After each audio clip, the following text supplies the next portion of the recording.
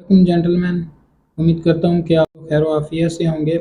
मेरा नाम है Daniyal Khan and welcome back to my YouTube channel Daniyal exam preparation.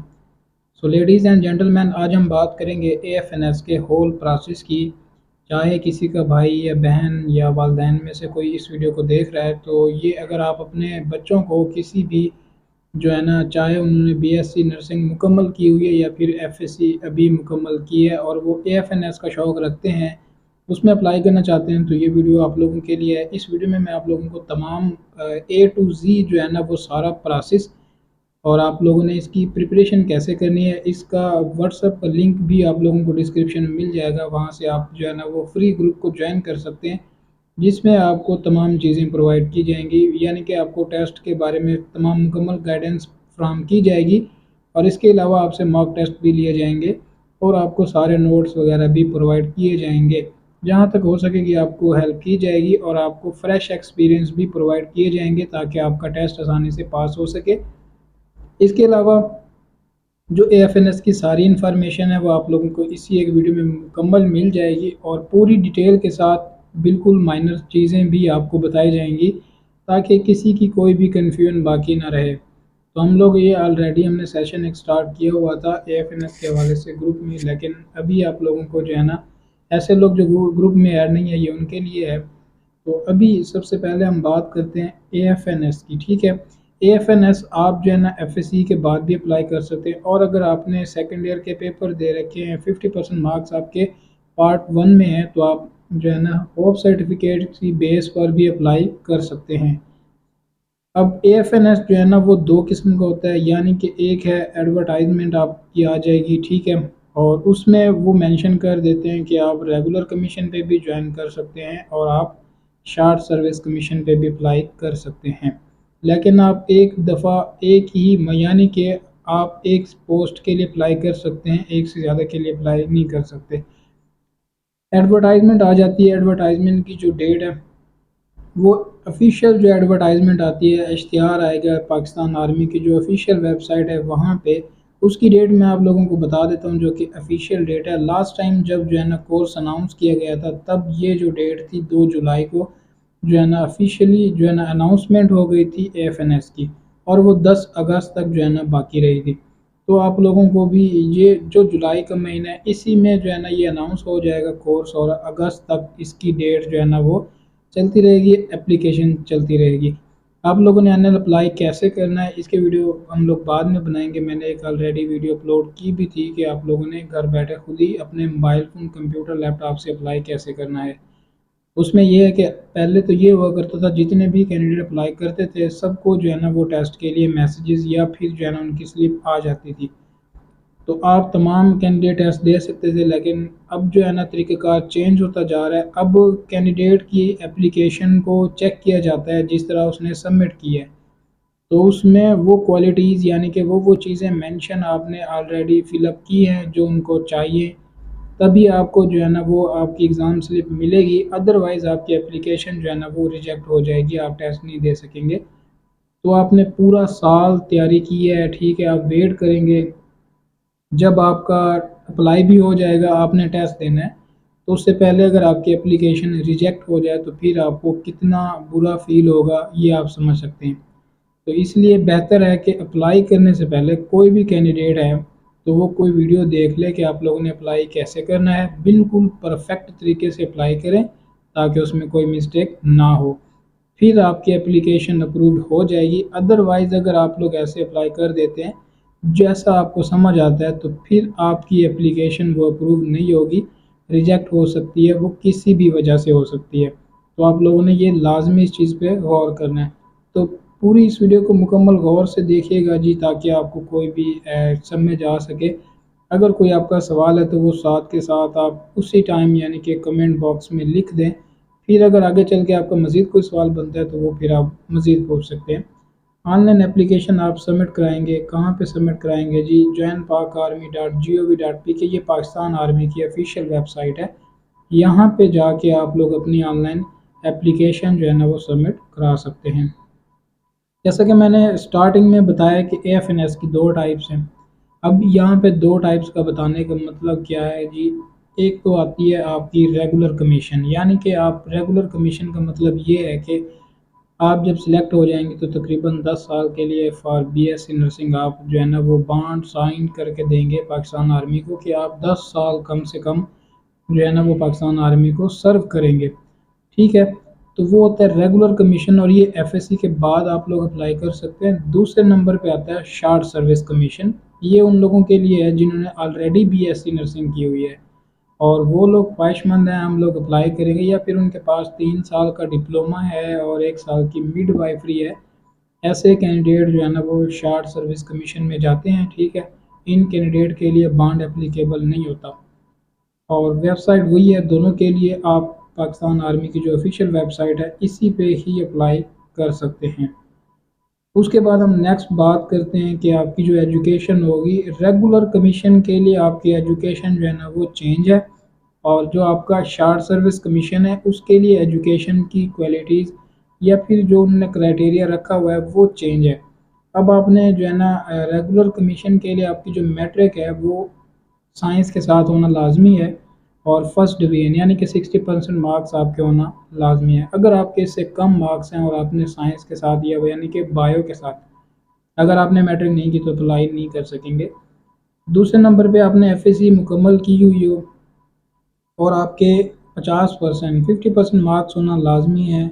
FSc आपकी बायो के साथ होनी चाहिए, ऐसा नहीं आप आईसीएस वाले, कंप्यूटर साइंस वाले या फिर बाकी जो बायो के अलावा जो इंटरमीडिएट लेवल की डिग्रीज़ हैं उस पर आप अप्लाई नहीं कर सकते, क्योंकि ये जो एफएससी के बाद रेगुलर कमीशन है या फिर एएफएनएस ये बेसिकली है ही नर्सिंग का बायो की फील्ड है, साइंस की फील्ड है, तो इसीलिए इसमें बायो और साइंस यानी कि होना लाजमी है। तो वेबसाइट इसमें वही रहेगी, एजुकेशन जो है ना आप चेक कर सकते हैं खुद भी आप पाकिस्तान आर्मी की जो वेबसाइट है। इसके अलावा अब हम बात करते हैं शॉर्ट सर्विस कमीशन के लिए ऐसे कैंडिडेट जिन्होंने ऑलरेडी बीएससी नर्सिंग किया हुआ है, शॉर्ट सर्विस कमीशन में अप्लाई करना चाहते हैं, उनके लिए क्या क्राइटेरिया है जी। वो कैंडिडेट उनके पास जो है ना 3 साल का डिप्लोमा हो या फिर एक साल की मिड वाइफरी उन्होंने की हुई हो, वो लोग इसमें अप्लाई कर सकते हैं। अब उसके अलावा अगर आपने बीएस जेनरिक नर्सिंग की है या फिर आपने पोस्ट बीएससी नर्सिंग की है तब भी आप इसमें अप्लाई कर सकते हैं। तो ये आप लोगों के लिए है, शॉर्ट सर्विस कमीशन वालों के लिए। जब मज़ीद ऑफिशियल वेबसाइट पे एडवर्टाइजमेंट आ जाएगी तब आपको भी मालूम हो जाएगा कि कौन लोग अप्लाई कर सकते हैं और कौन लोग अप्लाई नहीं कर सकते। अब बात आती है नेक्स्ट के इसका एलिजिबिलिटी क्राइटेरिया क्या है, यानी कि कैंडिडेट में क्या क्या चीज़ें होना लाजमी है। ये शराइत अगर वो पूरी करेगा तभी वो अप्लाई कर सकता है। ये दोनों कैंडिडेट के लिए है, चाहे वो रेगुलर कमीशन पे अप्लाई करता है चाहे वो शॉर्ट सर्विस कमीशन पे अप्लाई करता है, दोनों के लिए शर्तें जो है ना वो एक जैसी हैं। आपकी एज होनी चाहिए जी, अगर आप रेगुलर कमीशन पे अप्लाई कर रहे हैं तो आपकी एज होनी चाहिए 17 साल से लेकर 25 साल तक, और अगर आप अप्लाई करेंगे शॉर्ट सर्विस कमीशन पे तब आपकी एज होना लाजमी है 28 साल तक। ठीक है, तो 3 साल मज़ीद आपको मिल जाएंगे, 18 साल से लेकर 28 साल तक आपकी एज होना शॉर्ट सर्विस कमीशन के लिए लाजमी है। अगर आप उससे ऊपर होते हैं या फिर तो आप अप्लाई नहीं कर सकेंगे। ठीक है, 18 साल से आप छोटे हैं तब भी अप्लाई नहीं कर सकेंगे शॉर्ट सर्विस कमीशन पे। अगर हाइट की बात की जाए तो आपका 5 फुट जो है ना वो कद लाजमी होना ज़रूरी है। अगर सेंटीमीटर में बात की जाए तो 152.4 सेंटीमीटर आपकी हाइट होना लाजमी है।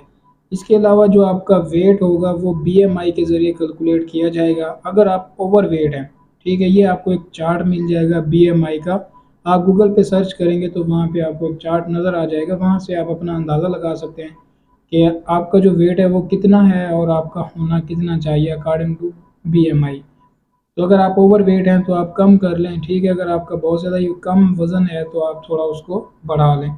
ये चीज़ें इसलिए आपको पता होना लाजमी होना ज़रूरी है क्योंकि जब पहले ये हुआ करता था कि कोई यूट्यूब चैनल पे इस तरह की इन्फॉर्मेशन नहीं हुआ करती थी और इसके अलावा कोई गाइड करने वाला नहीं हुआ करता था, कैंडिडेट ऐसे ही खुद ब खुद सेंटर जाते और वहाँ से ज़लील होने के बाद उनमें कुछ खामियां होती थी, मतलब उनकी शराइत अगर पूरी नहीं होती तो फिर वो वापस आ जाया करते थे।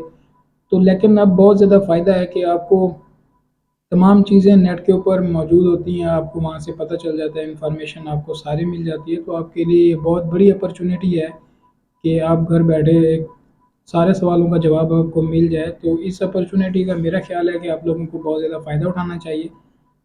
बीएमआई के ज़रिए आपका वेट कैलकुलेट हो गया और आपके मैट्रिक में 60% मार्क्स होना लाजमी है, एफएससी में 50% मार्क्स होना लाजमी है आपके। इसके अलावा आप होप सर्टिफिकेट की बेस पर भी अप्लाई कर सकते हैं रेगुलर कमीशन के लिए। नेक्स्ट उसके बाद है कि इसका जो अभी ये तो था एलिजिबिलिटी क्राइटेरिया, यानी कि आपने ये खसूसियात होंगी तो तब आप अप्लाई कर सकेंगे, या आप शराइत को पूरी करेंगे तो तब आप इसके लिए एलिजिबल हैं। अब आती है कि ऐसे कैंडिडेट जो इसमें अप्लाई नहीं कर सकेंगे वो कौन से कैंडिडेट हैं। इससे पहले आपने जो है ना 2 दफ़ा यानी कि आप रिजेक्ट हो चुके हैं जीएचक्यू से, ये बेसिकली 2 था, स्पेलिंग मिस्टेक है। तो अगर आपने अप्लाई किया इससे पहले एफएनएस में और आप 2 दफ़ा रिजेक्ट हो चुके हैं, आपने इंटरव्यू भी दिया है लेकिन आप शॉर्टलिस्टिंग नहीं हुए, तो इट मीन आपको जॉइनिंग इंस्ट्रक्शन नहीं हुई, तो इट मीन कि आपको एएफएनएस जो है ना आप रिजेक्ट हो चुके हैं उसमें जीएचक्यू की तरफ से, तो तब आप इसमें अप्लाई नहीं कर सकेंगे थर्ड टाइम।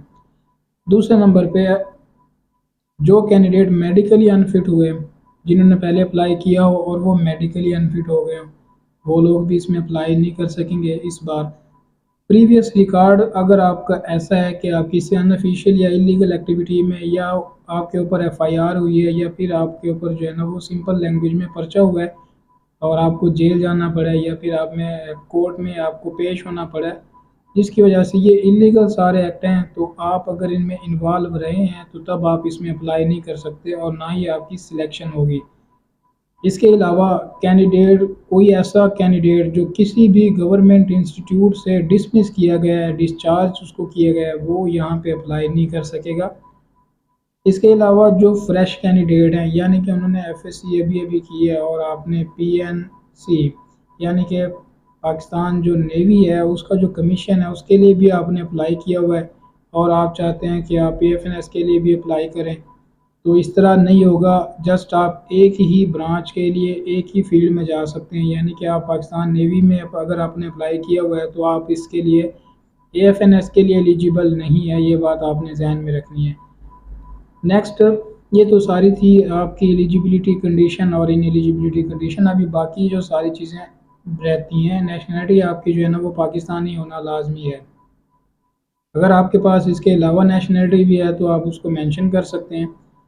फिर नेक्स्ट और चीज़ आती है कि आपका जो सिलेक्शन प्रोसेस है वो सारा सिलेक्शन प्रोसेस क्या होगा। जब आप अप्लाई कर लेते हैं, आपका स्लिप आ जाती है, आप इनिशियल टेस्ट देना चाहते हैं, तो सबसे पहले होगा आपका इनिशियल टेस्ट। आगे चल के हम बात करेंगे कि इनिशियल टेस्ट होता किस तरह का है। उसके अलावा आज जब आप इनिशियल टेस्ट पास कर लेंगे तो फिर आपका होगा मेडिकल टेस्ट। मेडिकल टेस्ट के बाद आप जो शॉर्ट लिस्ट होंगे, फिर आपको इंटरव्यू की कॉल आएगी, इंटरव्यू आपका होगा, इंटरव्यू का रिजल्ट आएगा, जी आप रिकमेंडेड है नॉट रिकमेंडेड है, ये आपको नहीं बताया जाएगा, ये सेंटर वालों को बताया जाएगा जीएचक्यू की तरफ से।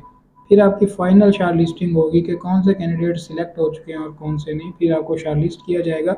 शॉर्ट लिस्ट होने के बाद फिर आपका फाइनल मेडिकल होगा, फाइनल मेडिकल होने के बाद आपको फिर जो है ना जॉइनिंग इंस्ट्रक्शन रिसीव होंगी और फिर आप जाएंगे ट्रेनिंग के ऊपर। ठीक है, आगे चल के सारी चीज़ें आपकी क्लियर होती जाएंगी। जेंडर इसमें जस्ट फीमेल ही अप्लाई कर सकती हैं, इसमें मेल बिल्कुल भी एलिजिबल नहीं है, इसमें मेल लोग अप्लाई नहीं कर सकते। उसके अलावा अगर हम बात करें आपकी जो एज है वो दोनों के लिए, यानी कि आपकी रेगुलर कमीशन और आपका शॉर्ट सर्विस कमीशन। अगर आप रेगुलर कमीशन के लिए अप्लाई करना चाहते हैं, आपकी एज जो है ना वो 17 साल से लेकर 25 साल तक होना लाजमी है। अगर आप 16 साल के हैं और आपने एफएससी कंप्लीट कर लिया तो इसमें आप अप्लाई नहीं कर सकेंगे। इसके अलावा अगर हम बात करें शॉर्ट सर्विस कमीशन की, तो शॉर्ट सर्विस कमीशन में आपकी एज 18 साल से लेकर 28 साल तक होना लाजमी है। ठीक हो गया। नेक्स्ट फिर हम बात करते हैं इसका मैरिटल स्टेटस का। अब मैरिटल स्टेटस जो है ना वो दोनों पोस्टों के लिए डिफरेंट है। अगर आप रेगुलर कमीशन में अप्लाई करना चाहते हैं तो आपके लिए ये लाजमी है कि आप अनमैरिड हों। अगर आपका निकाह हुआ है और रुखसती नहीं हुई तब भी आप मैरिड ही काउंट होंगे, क्योंकि ऑफिशियली तौर पे आपका निकाह किसी और इंसान के साथ हो चुका है, तो आप मैरिड काउंट होंगे, बेशक आपकी जो है ना वो रुखसती नहीं हुई, अभी आप तक घर है। इसके अलावा जो शॉर्ट सर्विस कमीशन होता है, ठीक है, इसके लिए ये है कि दोनों लोग अप्लाई कर सकते हैं, चाहे वो शादीशुदा हैं चाहे वो अनमैरिड हैं, दोनों लोग इसके लिए अप्लाई कर सकते हैं। उसके अलावा ये सारी चीज़ें आपको कहाँ से पता चलेंगी, ये एज़ पर एडवर्टाइजमेंट यानी कि उनकी इंस्ट्रक्शन के अकॉर्डिंग ही आप लोगों को सारी चीज़ें बताई जा रही हैं। मैरिटल स्टेटस भी हो गया। उसके बाद आपका आता है रिटन टेस्ट। जैसा कि मैंने आपको पहले बताया था कि रिटन टेस्ट में क्या होता है। रिटन टेस्ट जो है ना वो दो किस्म का होता है। एक आपका टेस्ट होगा उसको कहते हैं इंटेलिजेंस टेस्ट, दूसरा आपका होगा एकेडमिक टेस्ट। ये दो टेस्ट होंगे जी, इंटेलिजेंस और एकेडमिक टेस्ट। अब ये दोनों टेस्ट होते हैं कंप्यूटर के ऊपर, ठीक है, कंप्यूटर बेस्ड ये टेस्ट होते हैं और इनका रिजल्ट भी फ़ौरन ही आ जाता है उसी टाइम। आप जैसे ही वर्बल नॉन वर्बल इंटेलिजेंस का पोर्शन कंप्लीट करेंगे फ़ौरन आपको रिजल्ट शो हो जाएगा, आप पास हैं या फेल हैं। अगर आप पास होंगे तो आप एकेडमिक टेस्ट में जाएंगे, अदरवाइज़ आपका एकेडमिक टेस्ट ओपन नहीं होगा। तो आप लोगों ने जस्ट पास नहीं होना है, आपने बहुत ज़्यादा अच्छे मार्क्स लेने हैं ताकि आप शार्टलिस्ट हो सकें और आपको फाइनल इंटरव्यू के लिए भी बुलाया जाए, ठीक है। अब इंटेलिजेंस टेस्ट में क्या होता है, आपका इंटेलिजेंस टेस्ट जो है ना वो वर्बल और नॉन वर्बल पे इंक्लूड होता है। अभी वर्बल और नॉन वर्बल की बहुत सारी टाइप्स हैं, ठीक है। तो वीडियो भी ज़्यादा लंबी हो जाएगी, इसमें हम लोग नहीं बता सकते। नेक्स्ट पार्ट में इंशाल्लाह हम इसको जो इसका टेस्ट है और बाकी सारी चीज़ें इनको हम डिटेल से डिस्कस करेंगे। आज सारा ओवरव्यू है। तो उसके बाद आपका जो एकेडमिक टेस्ट होते हैं उसमें आपको इंग्लिश के एमसीक्यूज़ भी होंगे, ठीक है, केमिस्ट्री के, बायो के, फिज़िक्स के और जीके होगा आपका। चाहे आप जो है ना दोनों पोस्टों के लिए है ये, अगर आप अप्लाई कर रहे हैं शार्ट सर्विस कमीशन के लिए या फिर आप अप्लाई कर रहे हैं इसके लिए क्या कहते हैं इसको एएफएनएस के लिए यानी कि रेगुलर कमीशन के लिए, तो दोनों को टेस्ट सेम होते हैं। टेस्ट में कोई वो नहीं है, हर जगह पे मेंशन है। पाकिस्तान की आर्मी की जो ऑफिशियल वेबसाइट है वहाँ पे भी देखें आप, तो उन्होंने कोई मेंशन नहीं किया कि आपका टेस्ट वो चेंज होगा। तो आपका टेस्ट यही होगा, इसी पैटर्न के मुताबिक आपका टेस्ट होगा, एमसीक्यूज आएंगे। ओके हो गया। उसके बाद आती है आपकी मेडिकल की बारी। जब आप टेस्ट क्लियर कर लेते हैं तो आपका मेडिकल लिया जाएगा, ठीक है। आपकी हाइट कैलकुलेट की जाएगी, वेट बीएमआई के ज़रिए कैलकुलेट किया जाएगा, कैरिंग एंगल वगैरह, फ्लैट पीटीटीसी, ये तमाम चीज़ें, आई साइट, ये उसी सेंटर में आपका सारा कुछ चेक किया जाएगा। ये हो गया जी। उसके बाद आपको फिर शॉर्टलिस्ट किया जाएगा। शॉर्टलिस्ट होने के बाद आपको इंटरव्यू के लिए बुलाया जाएगा। अब बहुत सारे कैंडिडेट ऐसे होंगे जिनको इंटरव्यू की कॉल नहीं आएगी। पिछले साल जो है ना मेरी 2 कैंडिडेट थी और वो मेरी कज़न भी थी जिन्होंने टेस्ट पास किया है और उन्होंने ज्वाइनिंग इंस्ट्रक्शन रिसीव की हैं, ठीक है। तो आप भी रिसीव कर सकते हैं अगर आप मेहनत करें।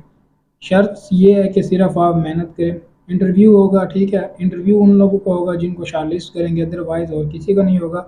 आपको कॉल करके बताया जाएगा या आपको मैसेज कर दिया जाएगा, ठीक है। तो आपने अपना ईमेल और नंबर दोनों ऑन रखने हैं, आपको कॉल या मैसेज रिसीव हो सकता है, ठीक है। फिर इंटरव्यू का रिजल्ट आएगा जीएचक्यू की तरफ से कि कैंडिडेट रिकमेंडेड है हमारी तरफ से या फिर नॉट रिकमेंडेड है। उसके बाद नेक्स्ट जो स्टेप होगा, फिर आपकी होगी फाइनल शॉर्टलिस्टिंग। इंटरव्यू के बाद भी कैंडिडेट को ज्वाइनिंग इंस्ट्रक्शन रिसीव नहीं होती। वो वजह यही होती है कि वो फिर फाइनल शॉर्टलिस्ट में उनका नाम नहीं आता, तो फिर आपको फाइनल शॉर्टलिस्ट किया जाएगा जीएचक्यू की तरफ से। फिर फाइनल शॉर्टलिस्टिंग होगी, फिर आपको कॉल करेंगे मेडिकल टेस्ट के लिए। और इस बार जो मेडिकल टेस्ट ये होगा दूसरी मरतबा, तो वो आपका फाइनल मेडिकल होगा। उसमें आप लोगों का जो है ना वो हेपेटाइटिस वगैरह, शुगर, कोई कैंसर, ब्लड टेस्ट वगैरह इसी तरह के टेस्ट लिए जाएंगे आपसे, ठीक है, ताकि आपका पता चल सके आप में कोई और इंटरनली प्रॉब्लम नहीं है, आप किसी बीमारी का शिकार तो नहीं है। फाइनल मेडिकल में मैंने ऑलरेडी आप लोग को बता दिया है कि फाइनल मेडिकल आपका होगा ब्लड टेस्ट वगैरह, ये सारी चीज़ें, blood group, sugar, cancer, etc, ये तमाम चीज़ें आपकी चेक की जाएंगी। तो आप अगर किसी भी बीमारी में मुब्तला नहीं है और आपका सारा टेस्ट क्लियर हो जाता है तो आप मेडिकली फिट हैं, अदरवाइज़ आपको मेडिकली अनफिट की मोहर लगा दी जाएगी और आप नेक्स्ट कोर्स में अप्लाई नहीं कर सकेंगे। इस बात का भी आप लोगों ने ध्यान रखना है। तो पहले से आप अब देख लें, अगर आप किसी भी बीमारी में मुब्तला हैं तो आपको जब सारा कुछ हो जाएगा फिर उन कैंडिडेट को ज्वाइनिंग इंस्ट्रक्शन रिसीव हो जाएंगी। ज्वाइनिंग इंस्ट्रक्शन रिसीव होने के बाद वो मेडिकल जो कैंडिडेट फिट होंगे, मेडिकली फिट कैंडिडेट को भी शॉर्टलिस्ट किया जाएगा ज्वाइनिंग इंस्ट्रक्शन के लिए। ज्वाइनिंग इंस्ट्रक्शन उनको रिसीव होंगी, फिर वो जाएंगे ट्रेनिंग पे जहाँ पे उनको बताया गया होगा उस सेंटर में, यानी कि जहाँ पे उनकी ट्रेनिंग होगी। जैसा कि आगे चल के मैं आपको बता देता हूँ कि इनकी ट्रेनिंग कहाँ कहाँ पे होगी, उधर इनको बुलाया जाएगा। अब ट्रेनिंग जो है ना वो रेगुलर कमीशन के लिए कहाँ पे होगी, इन दोनों के लिए, शार्ट सर्विस कमीशन और रेगुलर कमीशन के लिए दोनों की ट्रेनिंग अलग है।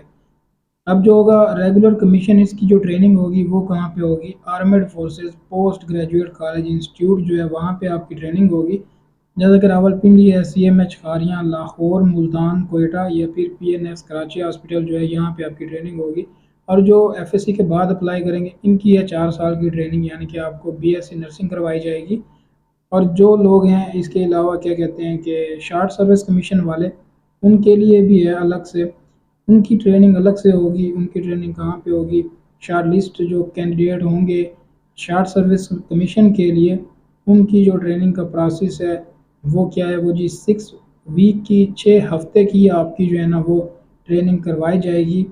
मैंने ऑलरेडी इसका जो है ना एब्रीविएशन आप लोगों को बता दिया है, armed forces post graduate medical institute, ठीक है, रावलपिंडी या फिर CMH आर्या में इनकी 6 हफ्ते की वो ट्रेनिंग होगी।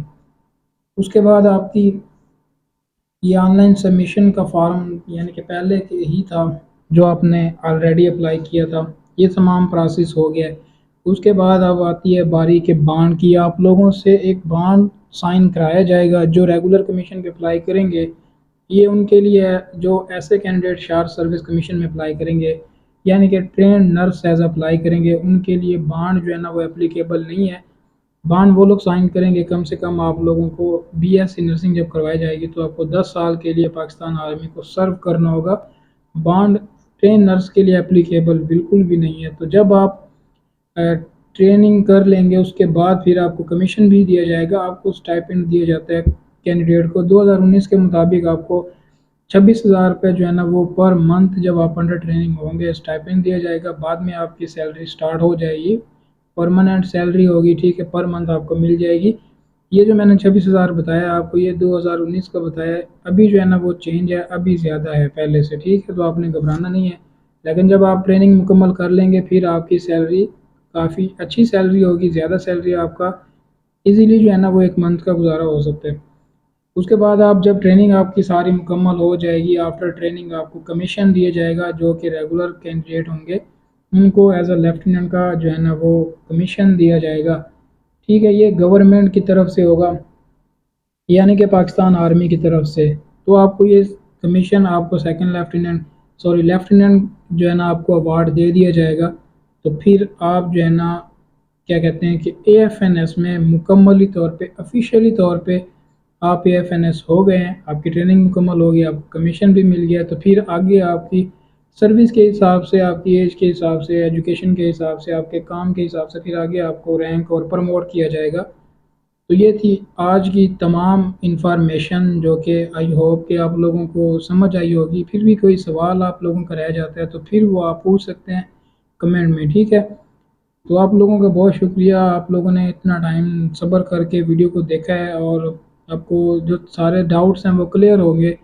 तो आप अब इस चैनल को लाइक कर सकते हैं, सब्सक्राइब कर सकते हैं और अपने दोस्तों के साथ भी शेयर करें ताकि आपके साथ उनका भी भला हो सके और उनकी भी कोई चीज़ अगर रहती है, मतलब उन्हें किसी चीज़ का नॉलेज नहीं है, इन्फॉर्मेशन नहीं है और वो AFNS का शौक़ रखते हैं तो उनके लिए भी बहुत ज़्यादा फ़ायदा होने वाला है, ठीक है। तो इंशाल्लाह नेक्स्ट वीडियो में हम लोग डिटेल से इसके बारे में मज़ीद बात करेंगे, यानी कि इसका जो टेस्ट है उसकी वर्बल और नॉन वर्बल किस तरह के होते हैं, मेडिकल टेस्ट में क्या क्या होता है, इंटरव्यू में किस तरह के सवाल पूछे जाते हैं, उसकी ड्रेसिंग, उसके बैठने का स्टाइल, बोलने का तरीक़ाकार, कम्युनिकेशन, जो स्किल्स होती हैं, एक्टिविटीज़ होती हैं, ये सारा कुछ आपके टेस्ट वगैरह के बारे में, डॉक्यूमेंट्स आपने कौन से लेके जाने हैं, आपने अप्लाई कैसे करना है, ये तमाम चीज़ें हम डिटेल से डिस्कस करेंगे इंशाल्लाह, ठीक है। सी यू सून, अल्लाह हाफिज़, अपना बहुत ज़्यादा ख्याल रखिए और टेस्ट की तैयारी कीजिए।